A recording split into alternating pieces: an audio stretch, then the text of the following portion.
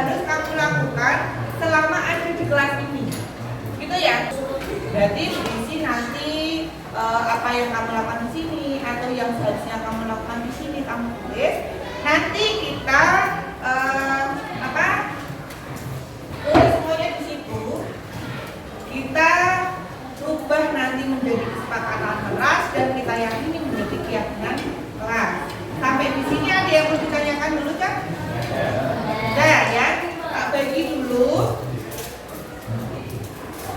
Silakan kamu tulis, Bu. Kalau mau tulis 2 boleh nggak? Boleh. Oh ditulis 1 aja. Nanti saya bingung kalau banyak-banyak boleh. Minimal 1. Ya, kalau dibagi ke belakang. Jadi nanti kalau sudah ditulis, silakan kalian maju ke depan. Ya, kalian maju. 1 anak 1. Nanti kita buat kesepakatan.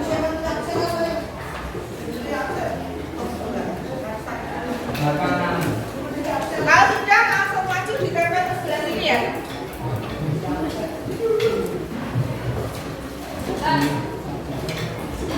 Perilaku apa yang seharusnya kamu lakukan di kelas itu kamu tulis. Langsung ditempel aja kamu kasih.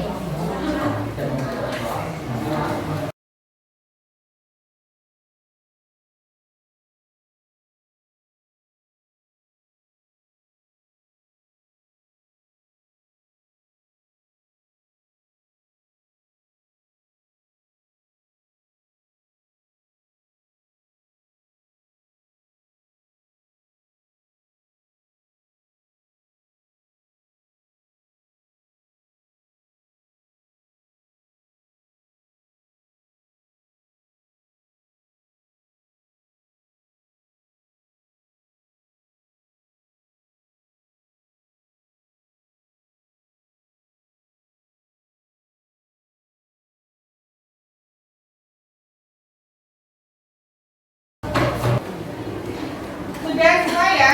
Nah sekarang kita tulis nih satu persatu apa yang sudah kalian ungkapkan tadi. Yang pertama dibaca yang dari sini dulu. Saat waktu mau habis pada pelajaran saat siang hari terkadang jam kos. Yang positif ya. Yang positif ya. Tidak bermain dengan nama orang tua. Tidak mengejek nama orang tua. Ini sering sekali ya. Terus kemudian berbicara sopan. Yang ketiga, membuang sampah pada tempatnya.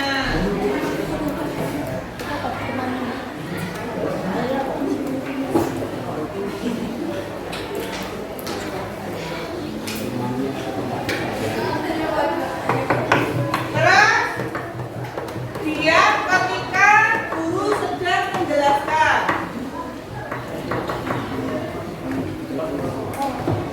Ketika guru menjelaskan. Nah, nih, ini yang perlu kita pahami. Di sini kita harus merubah kalimat negatif menjadi kalimat positif. Di sini ini kalimatnya negatif atau positif? Tidak menjelekkan nama orang tua. Ganti menjadi kalimat positif. Tidak ganti menjadi apa ini? Tidak menjelekkan nama orang tua. Berarti ya itu disiplin berpakaian. Terus ini sudah ya sama menjelaskan dulu ya. Ya sama. Ini memanggil nama orang tua yang sama. Ya. Berbicara dengan tata krama bahasa yang sopan. Berbicara dengan guru dan teman. Berarti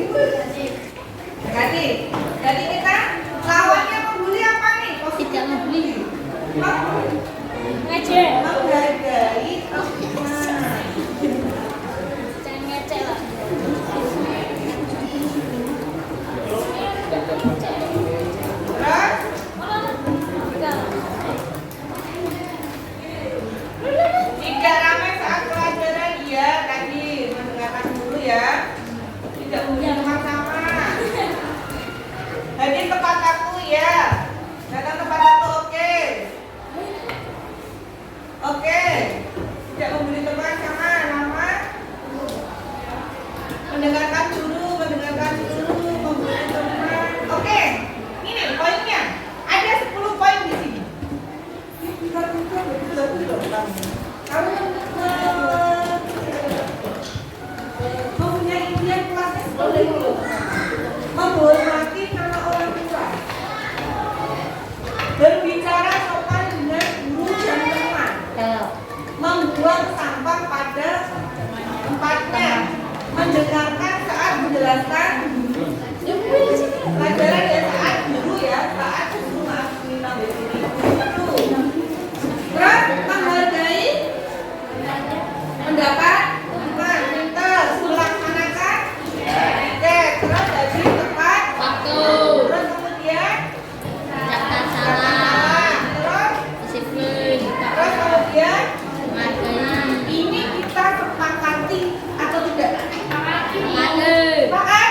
Tepat. Sepakat? Tepat. Sepakat? Tunjuk jari. Aku. Ya, sepakat tunjuk jari. Saya mau lihat ini satu kelas ini apakah sudah sepakat semua atau belum? Lakukan dua ya. Ya, oke ya, tunjuk jari semua. Jadi kita sepakati ya. Nanti saya buatkan yang bagus. Nanti kalian tanda tangan. Tapi kalau sudah disepakati bersama. Diketak paruh. Setuju? Sepakat? Tepat. Satu.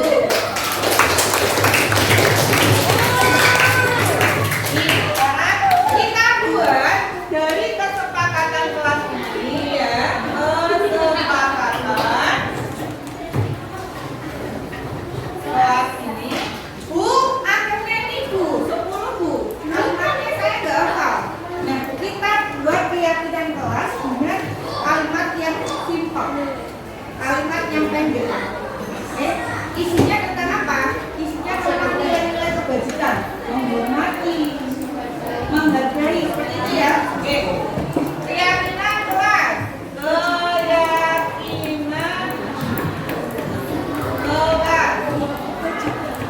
Satu, berarti pertama ini dulu ya.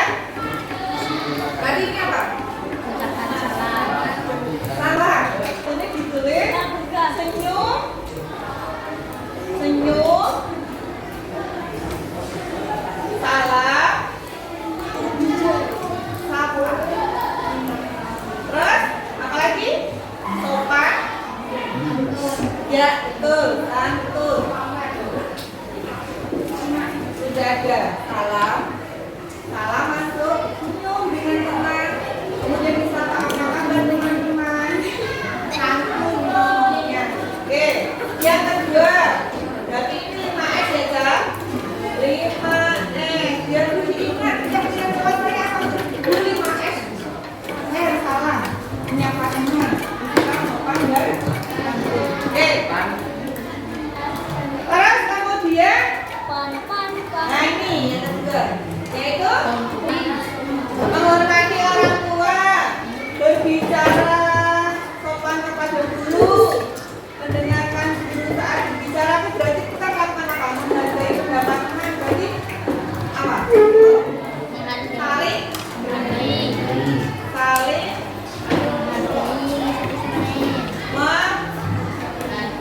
menghargai. Siapa saja di sini? Saya dengan murid dan murid dengan ya.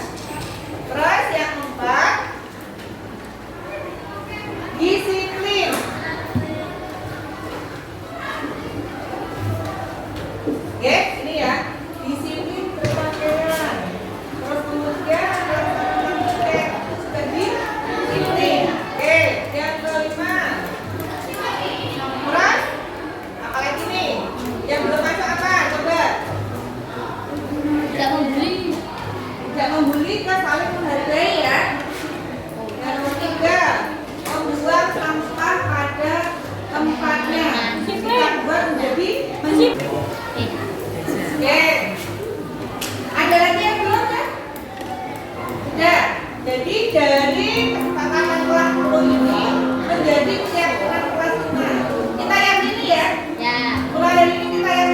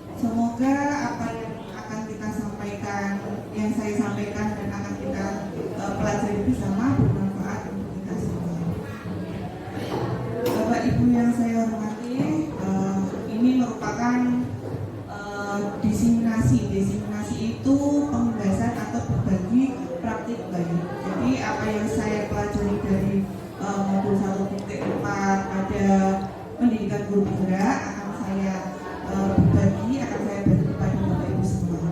Mohon maaf sebelumnya saya di sini tidak menggurui, karena di sini adalah senior saya, Bapak Ibu guru yang hebat semua. Di sini kita belajar bersama. Semoga bisa mengambil manfaat yang baik, yang positif, dan meninggalkan yang negatif.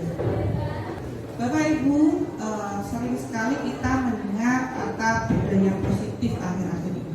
Sebenarnya budaya positif itu sendiri apa? Budaya positif adalah nilai dan kebiasaan, ya, nilai dan kebiasaan yang ada di sekolah yang berpihak pada murid agar mereka berkembang sesuai dengan profil Pancasila. Jadi nanti pendidikan karakter juga masuk di sini. Oke. Topik inti atau konsep inti yang ada pada budaya positif ada 6 poin. Yang pertama adalah disiplin positif dan nilai-nilai kebajikan. Selanjutnya teori motivasi, hukuman dan konsekuensi, kemudian restitusi. Yang ketiga keyakinan kelas. Yang keempat kebutuhan dasar manusia dan berkualitas. Yang kelima 5 posisi kontrol, dan yang terakhir adalah segitiga restitusi. Nah, Bapak Ibu, kita akan masuk ke dalam topik yang pertama, yaitu disiplin positif dan nilai-nilai dasar. Sebelum itu kita akan melakukan sebuah kegiatan. Saya minta tolong kepada 3 orang Bapak Guru aja ya, Bapak Guru, Pak Syaifuddin untuk maju ke depan, Pak Teguh dan Pak Juan.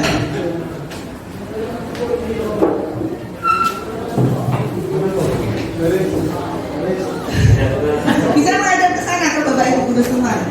Nah, Bapak, ini saya bagi 3 lembar kertas. Nah, lembar kertas itu Bapak genggam. Bapak bayangkan bahwa selembar kertas itu adalah sesuatu, terserah Bapak mau kiri atau kanan. Bayangkan bahwa kertas yang Bapak genggam itu adalah sesuatu yang sangat berharga, ya, sangat berharga bagi kehidupan Bapak. Nah, sekarang Pak Syaifuddin, Pak Teguh dan Pak Juan boleh memilih partner. Tunjuk saja siapa yang jadi partner untuk maju ke depan. Iya, Krisna, ajar dia mau ajar. Pak Habib, monggo maju untuk berpartner. Nah, Bapak Ibu guru yang barusan maju, Bu Dia, Bu Isna, dan Pak Habib ini akan membujuk, memarahi, ataupun mengancam apapun yang bisa Bapak Ibu lakukan agar Pak Johan, Pak Teguh, dan Pak Habib itu mau membuka kepalan tangannya. Monggo silakan dipraktekkan. Bagaimanapun caranya, mau dirayu boleh, mau dibujuk boleh, mau diancam boleh, dikritiki juga boleh. Miliaran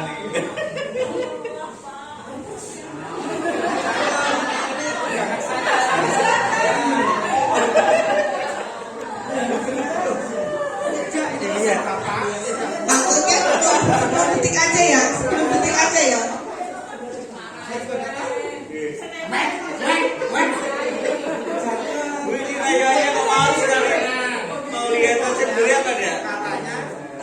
Hasilnya bagaimana Bapak Ibu? Pak Eden mau membuka tidak tangannya? Kanan saja. Karena yang nggak ada hal berarti boleh dibuka, yang berarti nggak boleh ya. Pak Teguh bagaimana?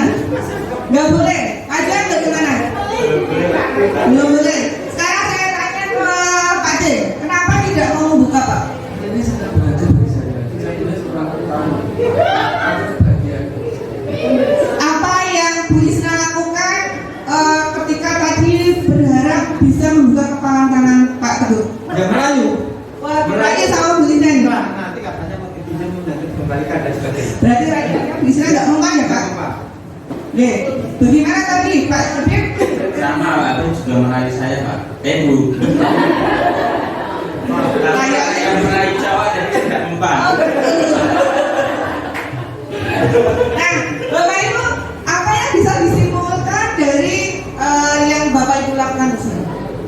Sebenarnya yang mengontrol untuk bisa membuka atau menutup itu siapa? Diri.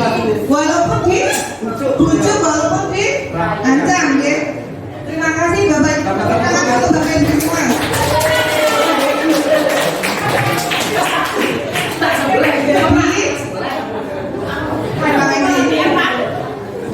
Jadi Bapak Ibu, setiap manusia adalah memegang kontrol atas dirinya sendiri.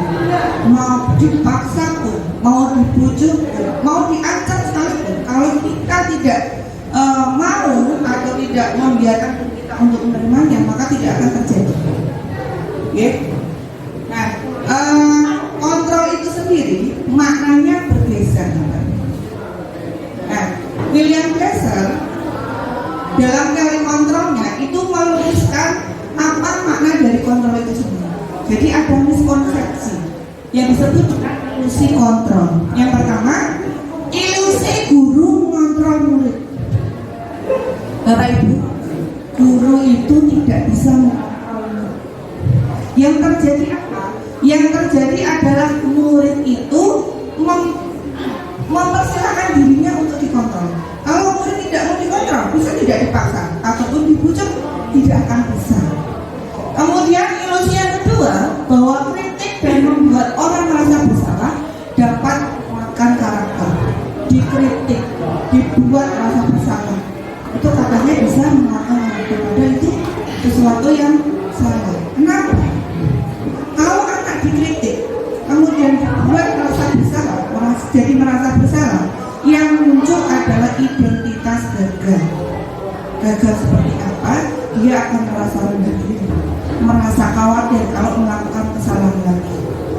Kemudian ilusi selanjutnya adalah bahwa semua penguatan positif efektif dan bermanfaat. Penguatan positif itu artinya bujukan.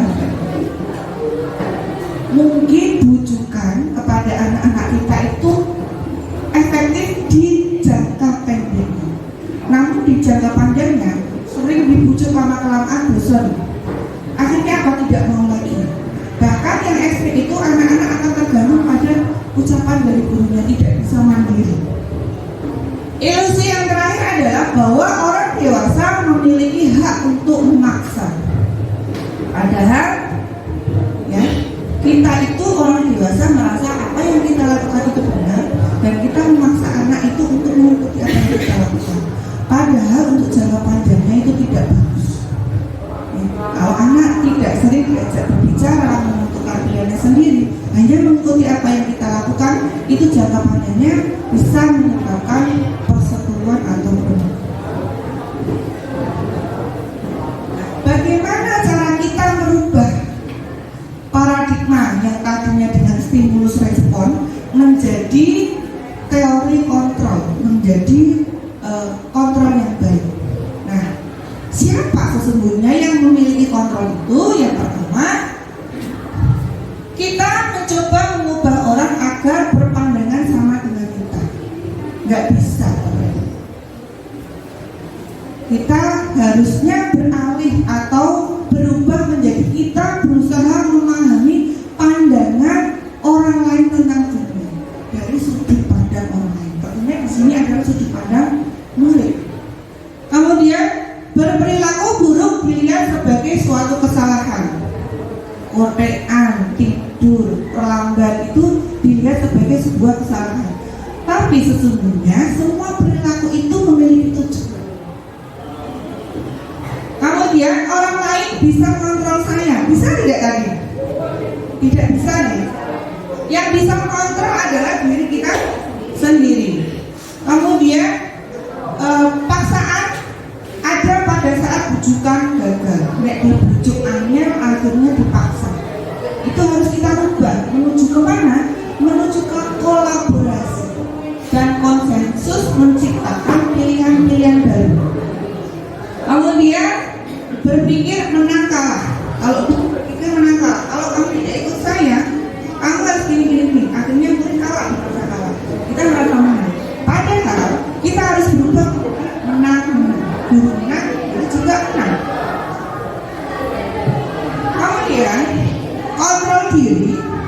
bisa dilakukan kalau menerapkan disiplin. Sudah efektifkah disiplin sekolah? Disiplin itu sebenarnya apa sih? Disiplin itu berasal dari kata disiplina yang artinya aslinya itu belajar. Ya. Disiplin mengacu pada disiplin diri yang memiliki tanggung jawab terhadap apa yang dilakukannya berdasarkan nilai-nilai yang diyakininya. Namun apa yang terjadi bawahnya? Disiplin itu berganti, pemahamannya berubah. Dalam budaya kita itu berganti menjadi apa? Berganti menjadi sesuatu yang dilakukan seseorang pada orang lain untuk mendapatkan kepatuhan. Kalau sudah patuh berarti sudah disiplin. Itu budaya yang salah. Nah, kita sebagai pendidik, apa yang akan harus kita lakukan? Apa tujuan kita bagaimana? Tujuan sebagai pendidik adalah menciptakan peserta didik yang memiliki disiplin diri, sehingga bisa berperilaku dengan mengacu pada nilai-nilai kebajikan universal dan memiliki motivasi intrinsik, motivasi dalam dirinya sendiri, bukan motivasi ekstrinsik. Motivasi ekstrinsik itu misalkan seperti tadi, ancaman, hukuman, ataupun penghargaan. Jadi anak itu berdisiplin bukan karena takut ancaman, bukan takut dengan hukuman, ataupun mengharapkan imbalan atau uang, tapi karena dalam dirinya sendiri. Itu tujuan kita. Nah, nilai-nilai kebajikan itu apa sih? Nilai-nilai kebajikan itu adalah sifat-sifat positif manusia yang merupakan tujuan mulia yang ingin dicapai setiap individu yang bersifat universal, lintas agama, lintas bahasa, lintas negara. Itu universal, sepakati bersama.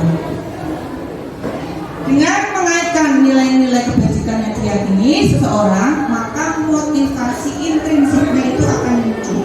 Kemudian menggerakkan motivasi dalam dirinya itu untuk mencapai tujuan mulia yang diinginkan. Nah, kalau di sekolahan nilai-nilai kebajikannya yaitu ada pada profil pelajar Pancasila, yaitu beriman, bertakwa kepada Tuhan Yang Maha Esa, dan berakhlak mulia, mandiri, bernalar kritis, berkebinekaan global, bergotong royong, dan kreatif. Nah, sekarang tadi kan saya menyebutkan Bu, tadi ada teori motivasi, ada motivasi intrinsik. Nah, sebenarnya kita berperilaku itu ada tujuannya.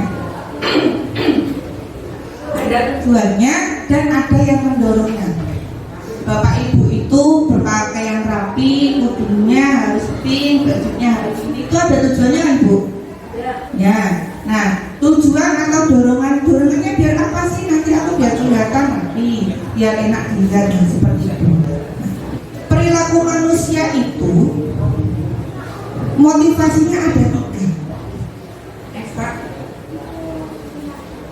Yang pertama adalah motivasi karena untuk menghindari ketidaknyamanan atau hukum. Harus pakai sepatu hitam biar tidak dihukum. Itu adalah motivasi untuk menghindari hukuman. Tapi itu motivasi ekstrinsik, motivasi dari luar. Contoh nih, Bu Ratna mau ke Semarang, naik motor pakai apa Bu? Pakai helm. Nah, pakai helm itu karena takut ditilang polisi atau karena apa Bu? Untuk keamanan. Tapi pada dasarnya kalau anak-anak itu biasanya pakai helm karena takut ditilang. Pakai helm karena takut ditilang itu artinya dia menghindari hukuman. Nah, kalau nggak ada Pak Polisi berarti pakai helm apa betul? Tidak. Kalau tidak ada yang memberikan motivasi berupa Pak Polisi tadi, maka dia tidak akan melakukannya. Nah, itu adalah motivasi ekstrinsik. Yang kedua, untuk mendapatkan imbalan dari orang lain. Misal, Bu Ngarni, maaf ya Bu, buat contoh. Bu Ngarni sholat berjamaah Aku ini wanita solehah loh Pak, karena saya setiap jam 12 itu jamaah di musola. Nah, terus kemudian Bapak Ibu yang lain gimana? Wah, Bu Marni jempol. Nah, seperti itu. Jadi mengharapkan penghargaan. Kalau sudah tidak ada yang muji bagaimana? Ah, kowalah sholatnya. Nah, seperti itu. Artinya motivasinya adalah apa? Motivasi ekstrinsik. Kalau tidak dapat pujian, juga jamaah lagi. Nah, maaf ya, ini contoh aja nih. Kemudian yang ketiga ini adalah untuk menghargai diri sendiri. Ya, jadi saya itu Bung itu berjamaah bukan karena untuk dipuji oleh orang lain, karena saya memang dalam dirinya sendiri itu jam 12 saya sholat harus sholat dan berjamaah pahalanya 27 lebih banyak. Nah, itu adalah motivasi yang ada dalam dirinya sendiri karena menghargai diri sendiri, bukan karena menginginkan penghargaan dari orang lain atau karena takut hukuman. Maka seperti itu kok digoyang jajan bayar tak usah musola. Beliau tidak akan mau. Kenapa? Karena itu sudah muncul dalam dirinya sendiri. Nah, seperti itulah kita harapkan anak didik kita. Jadi motivasi intrinsik itu bagaimana yang harus dimunculkan agar tidak ada gurunya pun dia tetap melakukan disiplin diri. Gitu. Sekarang kita tadi sudah membicarakan hukuman dan konsekuensi itu sering kita dengar. Sekarang sebelum kita bedakan apa itu hukuman dan konsekuensi, mohon Bapak Ibu untuk bisa menjawab dulu. Mencatat 100 kali di dalam buku kalimat saya tidak akan terlambat lagi karena terlambat sekolah. Itu hukuman atau konsekuensi, Bapak Ibu? Hukuman atau konsekuensi? Konsekuensi. Saya tidak membenarkan atau menyalahkan, kita simpan dulu ya, hukuman. Kemudian lari mengelilingi lapangan basket 2 kali karena terlambat hadir di sekolah. Hukuman. Murid diminta untuk push up 15 kali karena tidak menggunakan masker ke sekolah. Hukuman. Menggantikan kertas tugas teman yang telah dicoret-coret. Hukuman atau konsekuensi? Konsekuensi.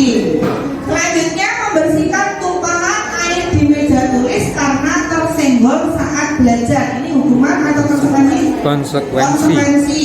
Selanjutnya disuruh untuk tidak mengenakan sepatu seharian di sekolah karena tidak menggunakan sepatu hitam. Ini hukuman atau konsekuensi? Hukuman. Kemudian yang terakhir, murid mengelilingi lapangan basket 2 kali karena terlambat 10 menit untuk pelajaran PJK. Hukuman. Kita buka jawabannya deh. Nah, hukuman betul tadi Bapak Ibu, hukuman konsekuensi yang mengelilingi lapangan basket 2 kali karena terlambat itu adalah konsekuensi. Nah, sekarang kita bedakan apa sih perbedaannya antara hukuman dengan konsekuensi. Bapak Ibu lihat tabelnya.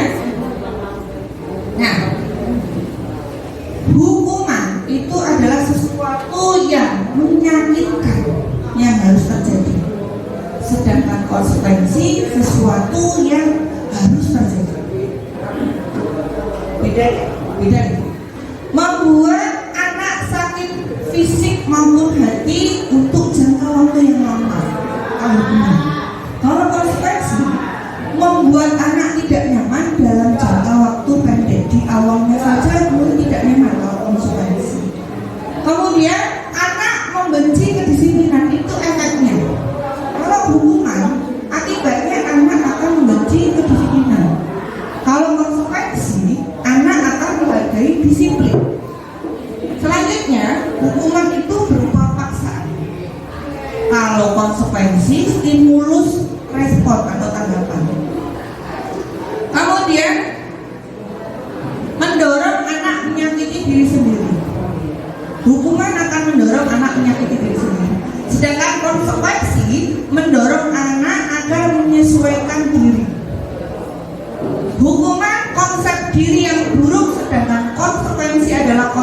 diri yang baik. Hukuman anak belajar untuk menyembunyikan kesalahan, sedangkan konsekuensi anak belajar untuk mematuhi peraturan. Hukuman akan menimbulkan rasa marah, rasa bersalah, dipermalukan, merasa tidak dihargai. Sedangkan konsekuensi akan kehilangan hak, dibuat tidak nyaman, diasingkan untuk sementara. Jadi gini Bapak Ibu, hukuman itu terjadi hanya satu arah. Anak tidak dilibatkan. Jadi seperti ini, misalkan kamu terlambat, maka kamu harus melalui keliling lapangan. Itu adalah bentuk. Anak tidak dilibatkan. Kalau konsekuensi itu sudah ada peraturan yang disediakan oleh guru ataupun sekolah. Anak itu sudah tahu, kalau saya terlambat pelajaran PJOK, maka saya larinya keliling lapangan. Masih nyambung kan dengan pelajaran PJOK? Tapi kalau pelajaran misalkan pelajaran IPS masuk kelas terlambat suruh keliling lapangan, itu kan tidak nyambung dengan pelajaran. Nah, itu perbedaan hukuman dengan konsekuensi. Untuk budaya positif atau untuk menciptakan lingkungan positif, diharapkan kita tidak menggunakan hukuman atau konsekuensi lagi, tapi dengan cara apa? Cara restitusi. Apa itu restitusi? Restitusi adalah proses menciptakan kondisi bagi murid untuk memperbaiki kesalahan mereka sehingga mereka bisa kembali kepada kelompok dengan karakter yang lebih kuat. Restitusi itu merupakan proses kolaboratif. Kolaboratif siapa? Murid dengan guru untuk mencari solusi atas masalah mereka. Siapa yang mencari solusi? Siswa sendiri, bukan gurunya. Kamu gini tidak. Tapi murid sendiri nanti yang mencari solusi. Kemudian bagaimana mereka harus memperlakukan orang. Nah, ciri-cirinya bagaimana? Ciri-ciri restitusi itu untuk menebus kesalahan, bukan untuk menebus kesalahan, tapi belajar dari kesalahan yang sudah dilakukan. Yang kedua, memperbaiki hubungan berupa tawaran, bukan paksaan. Restitusi itu menuntut untuk melihat ke dalam diri. Restitusi mencari kebutuhan dasar yang mendasari anak itu melakukan yang menurut kita salah. Sebenarnya ada tujuannya. Kenapa? Untuk memenuhi kebutuhan dasar. Apa itu kebutuhan dasar? Nanti kita akan bahas. Restitusi diri adalah cara yang paling baik. Restitusi berfokus pada karakter, bukan tindakan. Dan restitusi berfokus pada solusi. Kemudian restitusi itu mengembalikan murid yang berbuat salah kepada kelompoknya. Nah, hukuman, konsekuensi, dan restitusi. Kalau hukuman, identitas yang diperoleh oleh anak adalah identitas gagal.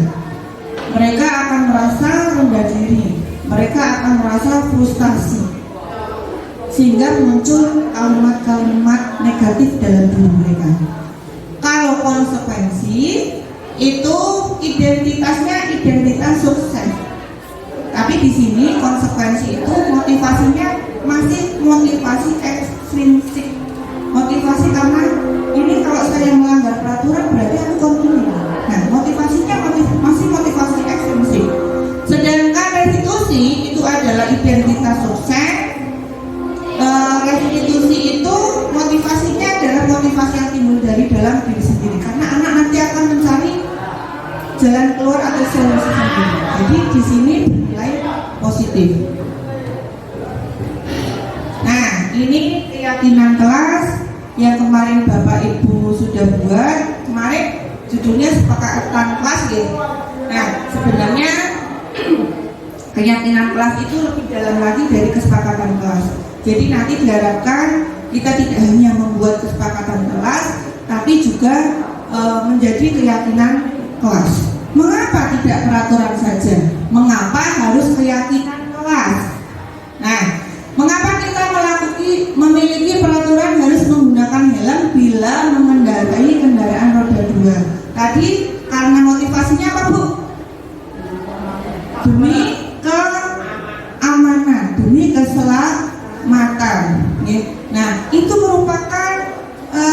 motivasi intrinsik yang ada dalam diri.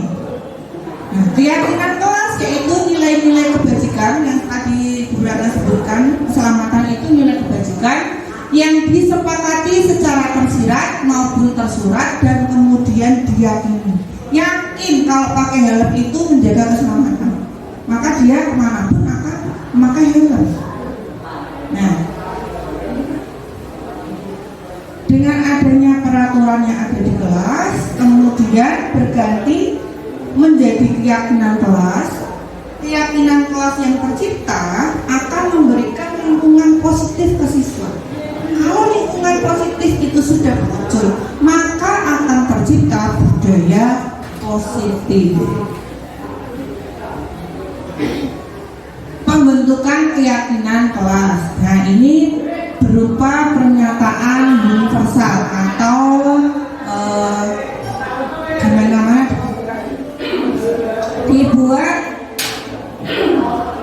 dibuat dalam pernyataan positif. Pernyataan positif itu bagaimana? Misalkan anak membuat peraturan seperti kemarin, misalkan saya membuat keyakinan kelas, Bu, tidak boleh terlambat datang ke kelas pada saat jam pelajaran. Itu adalah kalimat negatif. Maka Bapak Ibu, kalau membuat keyakinan kelas harus dirubah kalimat negatif itu menjadi kalimat positif. Berarti diganti menjadi hadir tepat waktu. Keyakinan kelas harus berupa kalimat positif.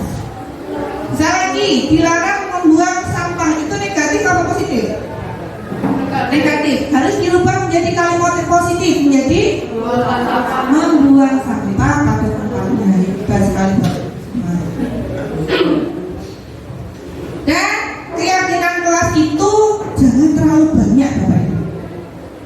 Cukup 3 sampai 7 saja, jangan 20. Nanti anak tidak bisa mengingatnya. Hanya 3 sampai 7 saja. Kemudian harus disesuaikan dengan kondisi sekolahnya dan dilibatkan semua. Bukan Bapak Ibu yang membuat keyakinan atau kesepakatan kelas di depan, tapi anak-anak sendiri yang mengusulkan. Bapak Ibu hanya memfasilitasi, mengarahkan. Terus kemudian disepakati bersama, sepakat semua anak-anak. Nah, kalau sudah sepakat, kita yakini ya, kita yakini bahwa nilai ini benar kan anak-anak? Ya, nah itu akan menjadi keyakinan kelas. Nah, ini sekarang Bapak Ibu selalu kembalikan buku ke tempatnya. Kalau dirubah ke keyakinan kelas, kalimatnya menjadi apa? Keyakinan kelas itu tadi berupa nilai-nilai kebajikan universal. Selalu kembalikan buku ke tempatnya, berarti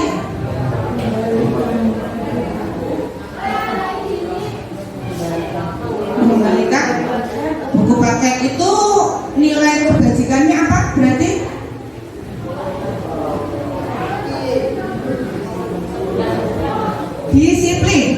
disiplin. Dilarang mengganggu orang lain. Keyakinan kelasnya berarti saling menghargai. Nah, hadir di sekolah 15 menit sebelum pembelajaran dimulai. Nilainya disiplin. Kemudian dilarang melakukan kekerasan. Berarti nilai keyakinan kelasnya kemanusiaan. Terus dilarang menggunakan narkoba. Ini kesehatan. Bergantian atau menunggu giliran. Disiplin. Sabar. Kemudian menggunakan masker. Kesehatan. Jangan berlari di kelas atau koridor. Keamanan. Nah, itu ya. Nah, seperti itu. Itu keyakinan kelas yang dimunculkan. Nah, seperti yang tadi saya sampaikan bahwa anak melakukan sesuatu itu karena ada tujuannya, yaitu untuk apa? Memenuhi kebutuhan dasar. Nah, kebutuhan dasar itu apa sih? Kebutuhan dasar manusia itu segala sesuatu yang kita lakukan untuk mendapatkan apa yang kita inginkan.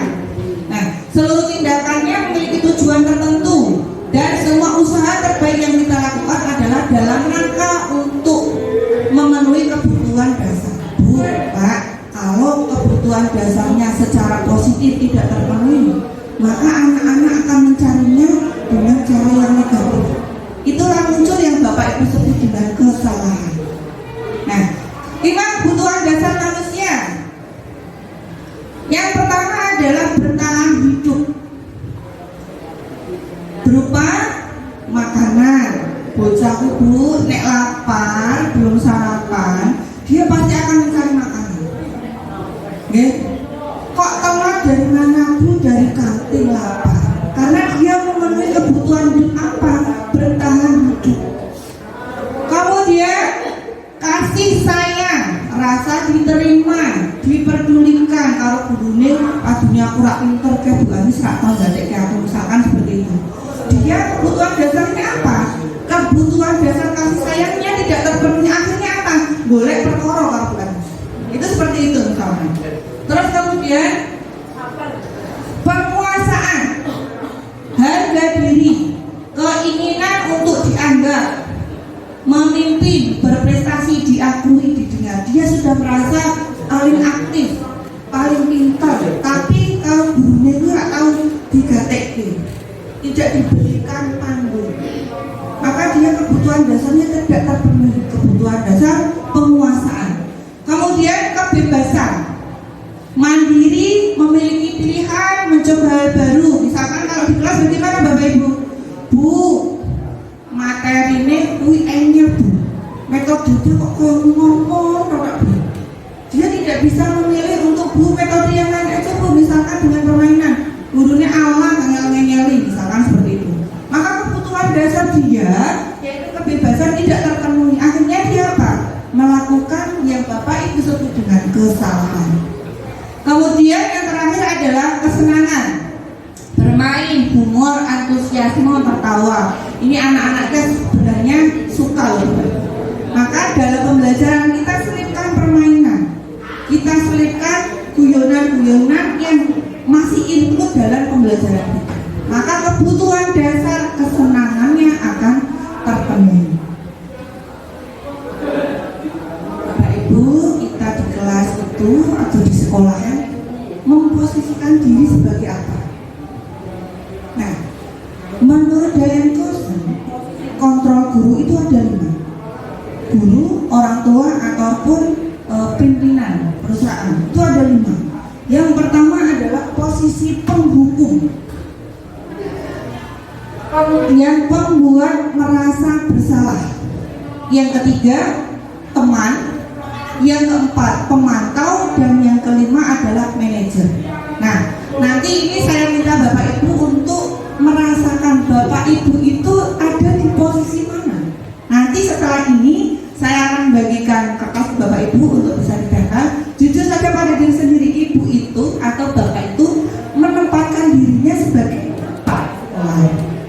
Nah, kita simak videonya ya untuk menjelaskan masing-masing posisi kontrol yang ada di sekolahan. Bapak Ibu, untuk posisi kontrol yang pertama adalah posisi penghukum. Silakan disimak video berikut ini.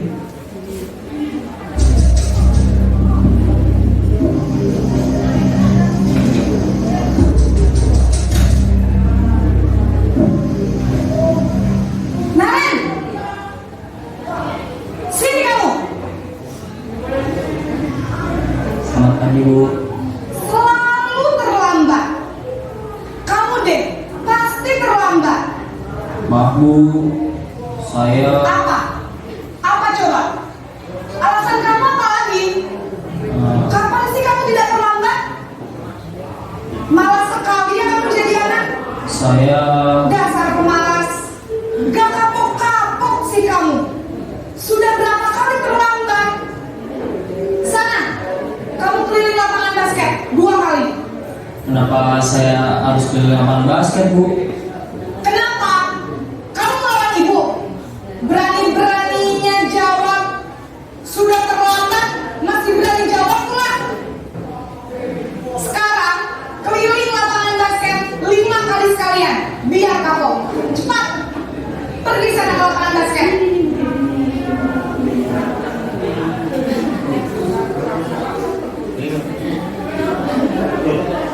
Memarahi, menghardik, menyindir.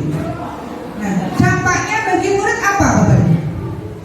Dampaknya adalah murid itu bisa menjadi pendendam karena dia sakit hati dengan ucapan atau yang dilakukan oleh Bapak Ibu guru.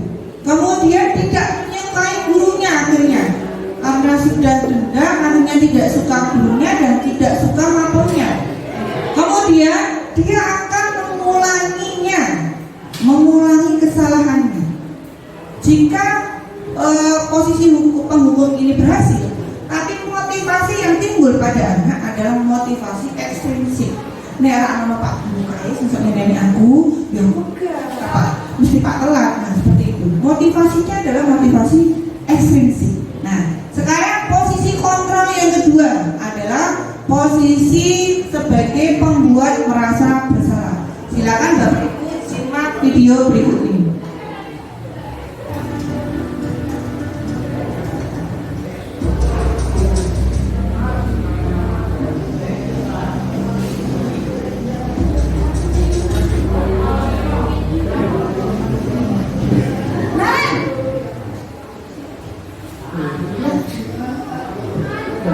Selamat pagi Bu. Naren, kamu kenapa terlambat lagi, Nak? Ya Tuhan, Naren, kamu senang ya bikin ibu susah ya? Kalau kamu terlambat lagi, nanti ibu yang ditegur bapak kepala sekolah, Nak. Disangka ibu tidak bisa membina kamu. Duh, gimana ini? Maaf Bu. Duh, Gusti Naren, kamu suka ya kalau ibu tegur bapak kepala sekolah? Terus, sekarang ibu harus tulis apa ini di buku absen? Ini kamu sudah sering terlambat loh. Ibu harus apa coba? Maaf Bu. Maaf sekali. Ya sudah, lain kali jangan bikin ibu susah lagi ya Nak ya. Ibu tidak akan kuat lagi kalau kamu gini terus. Bisa jantungan kalau ibu tegur bapak kepala sekolah. Sana cepat ke kelas. Maaf ya Bu. Maaf sekali. Bapak Ibu, pada posisi kontrol membuat merasa bersalah ini, di sini suara Bapak Ibu gurunya itu sudah lembut, tapi nadanya itu endingnya negatif, ya, negatif. Kata-katanya itu menyalahkan murid. Bagaimana dampaknya? Maka anak itu akan merasa rendah diri. Ya, saya berbuat seperti ini, ibu guru akan jadi seperti itu. Saya berarti anak yang tidak baik. Nah, dia akan mendapatkan identitas gagal, kurang percaya diri. Kemudian dia akhirnya apa? Sering cemas dan khawatir kalau salah lagi. Dan motivasinya yang timbul adalah motivasi ekstrinsik, kasihan dengan gurunya. Kemudian posisi kontrol selanjutnya adalah posisi teman. Silakan Bapak Ibu simak videonya.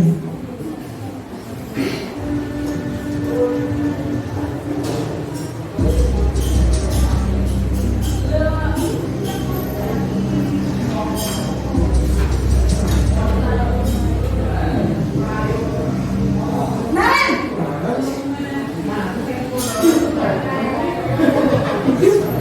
Selamat pagi Bu. wah, sudah jam berapa ini Nak? Terlambat lagi ya saya. Iya Bu. Habis guru saya buang-buang kerja saya Bu. Kamu malah menyalahkan ibu kamu. Kamu bukannya anak yang larinya paling kencang. Kok terlambat sih? Iya Bu. Saya memang terlambat bangun tadi. Jadi biarpun saya lari kencang, tetap jaga kencang Bu. Ya sudah sana, nanti lain kali larinya lebih kencang lagi ya, biar gak terlambat lagi. Bikin senang ibu demi ibu, bisa kan? Bisa lah Bu. Ya sudah sana masuk kelas, ibu beresin urusan absen kamu. Kamu ini ada-ada saja. Bapak Ibu, pada posisi kontrol teman ini sebenarnya ada efek negatifnya, ada juga positifnya. Positifnya adalah anak merasa dekat dengan Bapak Ibu. Identitas di sini yang muncul adalah identitas sukses. Tapi negatifnya juga ada, Bapak Ibu. Anak akan bergantung kepada Bapak Ibu gurunya. Dia bergantung, Bapak Ibu gurunya akan membantu dia. Ketika dia tidak dibantu, dia akan merasakan rasa kecewa. Kalau sudah kecewa, dia tidak akan melakukan hal seperti itu lagi. Tidak melakukan apa yang disampaikan oleh Bapak Ibu guru lagi. Nah, di sini guru suaranya ramah, bersenda gurau, memberikan pemaklum. Nah, Bapak Ibu, kalau kita memposisikan diri sebagai teman, anak-anak itu biasanya kan dekat dengan kita. Maka motivasi yang ada di dalam dirinya itu motivasi ekstrinsik. Kok bisa, Bu? Dia hanya baik dengan guru yang itu aja. Bagaimana dengan guru yang lain? Dia tidak akan mengikuti instruksi dari guru yang lain, karena hanya kepada guru tertentu saja. Bapak Ibu, selanjutnya adalah posisi sebagai pemantau. Silakan Bapak Ibu simak videonya.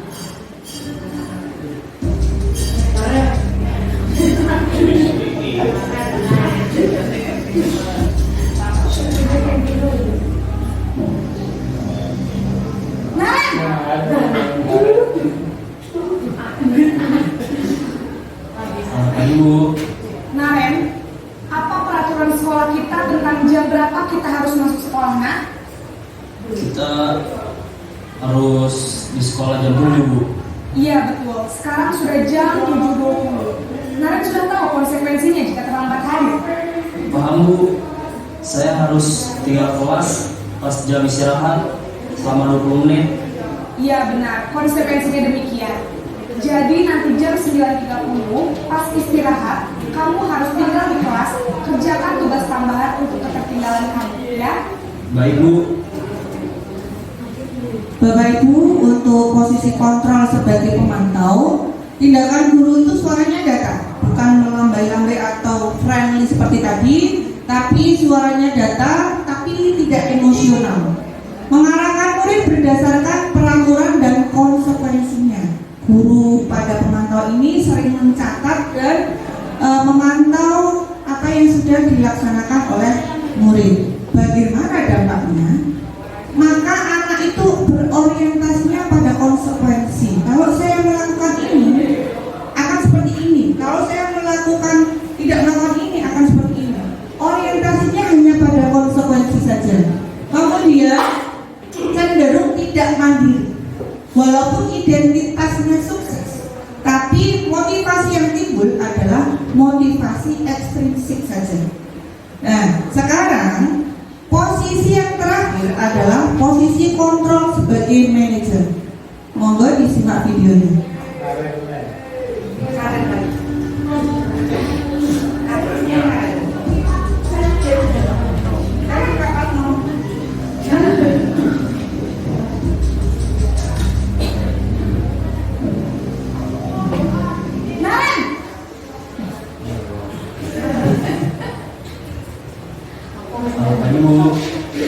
Selamat pagi, Naren.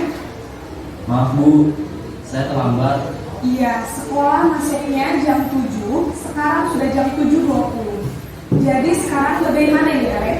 Maaf, Bu, saya lupa setel alarm saya semalam. Baiklah, menurut kamu, keyakinan sekolah yang mana yang perlu kamu tingkatkan? Menghargai diri sendiri dan orang lain mungkin, ya, Bu. Setuju. Jadi, apakah Naren meyakini prinsip saling menghormati tersebut? Iya, Bu, saya meyakininya. Apakah Naren bersedia memperbaiki masalah keterlambatan ini? Bersedia, Bu. Bagaimana kamu akan perbaiki masalah keterlambatan ini? Saya akan coba untuk tidak lupa menyetel alarm saya, Bu. Baik, kalau Naren lupa menyetel alarm di rumah, ada orang yang kira-kira bisa bantu mengingatkan tidak? Ada, Bu. Kakak saya, Kak Emma. Ada lagi selain Kak Emma? Selain Kak Emma, ada ibu saya. Baik, jadi yang mengingatkan Naren adalah Kak Emma dan ibu kamu, ya? Kira-kira akan mulai setel alarm kapan nih, Naren? Setelah pulang sekolah, akan segera saya lakukan. Baik, jadi Naren akan setel alarm untuk bangun besok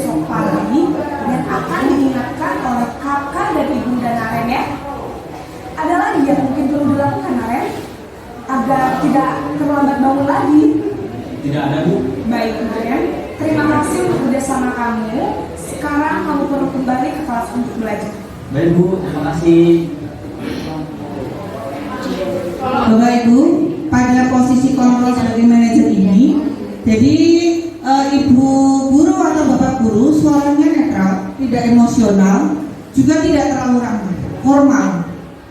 Bertanya dengan pertanyaan yang bermakna, mengarah, mau kemana sih, mau dibawa kemana sih, agar anak itu mencari solusi sendiri atas permasalahannya.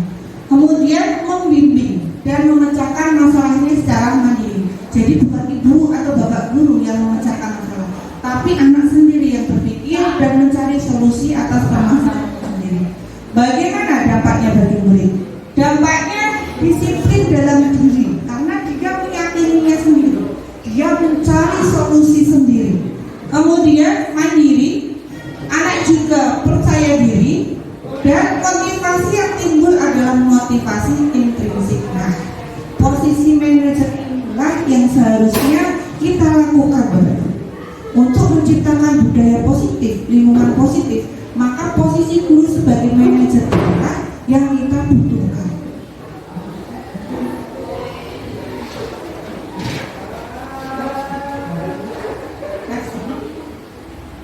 Nah, untuk posisi sebagai manajer ini, cara menyelesaikan masalahnya adalah dengan menggunakan segitiga restitusi. Apa tadi sudah disinggung di depan bahwa restitusi itu apa?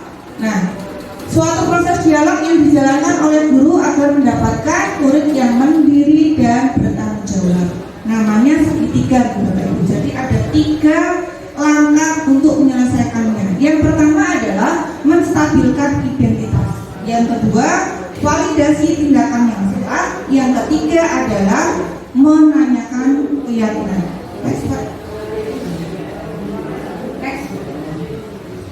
Menstabilkan identitas itu merupakan langkah pertama untuk membuat anak yang merasa gagal ini karena berbuat salah menjadi positif terhadap dirinya. Intinya Bapak Ibu, untuk menstabilkan identitas ini, anak yang melakukan kesalahan kita tenangkan dulu agar dia bisa diajak berkolaborasi, agar dia bisa mengenal. Kalau kita anak melakukan kesalahan kita kritik, kita nanti kita marahi, maka posisinya dia akan malah tidak bisa diajak ngomong. Jadi menstabilkan identitas itu kita buat anak itu untuk tenang. Langkah selanjutnya adalah dengan validasi tindakan yang salah, yaitu membantu murid mengenali kebutuhan dasarnya itu apa. Kalau lapar makan, kalau ngantuk tidur. Nah, kalimat di sini mungkin tidak akan familiar dengan Bapak Ibu, ya. Loh, Bu, kok tanyanya seperti ini? Tapi nanti endingnya itu untuk apa? Endingnya adalah kalimat-kalimat pertanyaan seperti ini fungsinya agar kita itu sefrekuensi dengan anak. Kita mengerti, memahami apa yang dirasakan anak. Guru berkata, kamu bisa saja melakukan hal yang lebih buruk, tapi kamu tidak melakukannya, kan? Kamu pasti punya alasan mengapa melakukannya.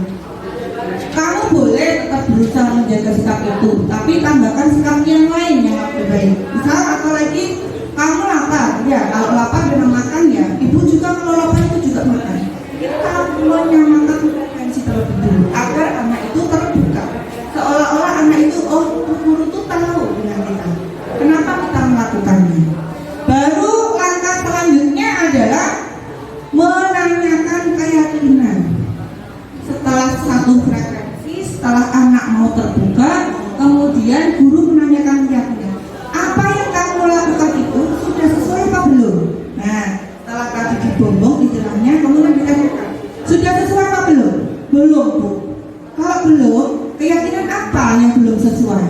Mengingat dia keyakinan yang sudah dibuat kelas, oh, saya tidak menghormati orang lain seperti tadi.